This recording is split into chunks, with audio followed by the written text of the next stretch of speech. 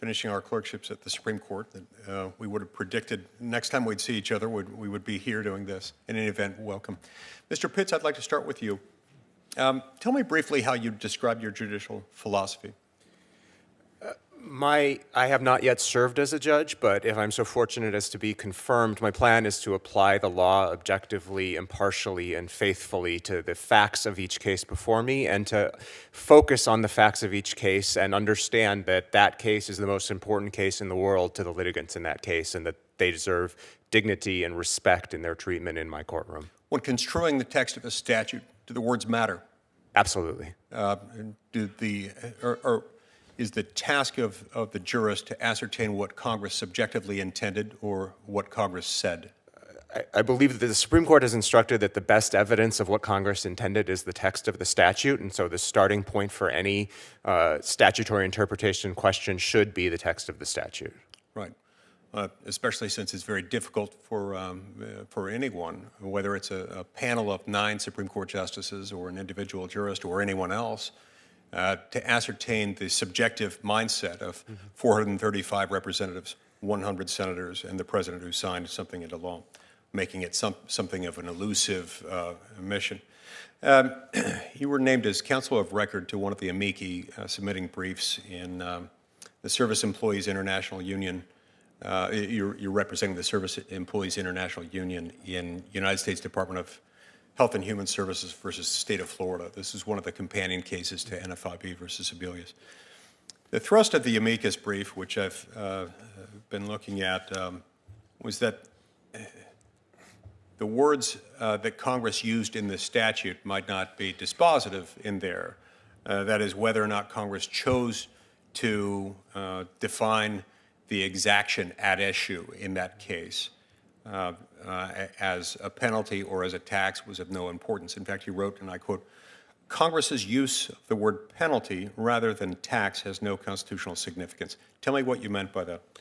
That brief, which was filed in the cases involving the constitutionality of the individual mandate, noted that the role that a court plays in determining the constitutionality of a statute may be somewhat different from the role that a court would play when it's construing the statute for purposes of determining whether it applies or doesn't apply to particular conduct, and that it applied precedents regarding the role of courts in reviewing a statute going back really to the start of our federal judiciary, recognizing that the court's obligation is to uphold a statute if possible, and that under that structure, it was appropriate to view the individual mandate as a tax, notwithstanding the language. That was the argument that was made and accepted by Chief Justice Roberts. But you do acknowledge in the brief, and I assume you'd acknowledge today, that there is a difference.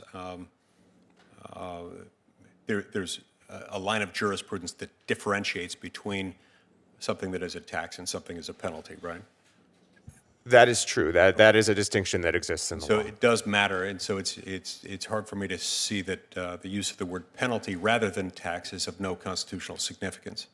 I think it depends on the context in which you're operating, and in that context, we made the argument that was ultimately successful in the United States Supreme Court, that it was not dispositive, and that that was not a basis for overturning a statute that Congress had duly enacted. But in the same brief, you seem to suggest that judges and justices shouldn't look, or should look rather, to Congress's purpose, its subjective intent and purpose in enacting a particular piece of legislation, and not to the exact words used in that legislation. In the brief, you state that proponents of a more textualist approach than this, a more textualist approach to interpreting the statute, quote, ignore the substance and operation of the minimum coverage provision and ask the court to act as Congress's copy editor and return the Patient Protection Affordable Care Act to Congress for wordsmithing.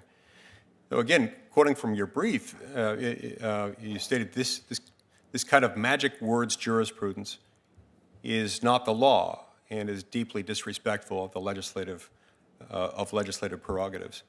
But I mean, I struggle a little bit with that formulation. I mean, isn't it the role of the judiciary to interpret the statute based on what the words say, And this gets to this point about ascertaining the subjective intent of 435 representatives, 100 senators, and the president who signed the bill into law. Is that possible, and can that really serve as a valid, rational foundation for construing a statute? First, I do. That brief was filed approximately a decade ago, so I don't recall the specific argument that you're referencing there. But that was a brief that we filed on behalf of our clients, and we made the argument well-grounded, we thought, in the Supreme Court's jurisprudence regarding how to treat this kind of question, that in that particular context, it was appropriate to look beyond the words of the statute, where the question was, will the statute be allowed to be upheld or be struck down on that basis? And that was the argument which we thought was well-founded in the Supreme Court's decisions. Thank you. See if my time's expired. Thank you, Senator Lee. Senator Blumenthal. Thanks, Mr. Chairman. Mr.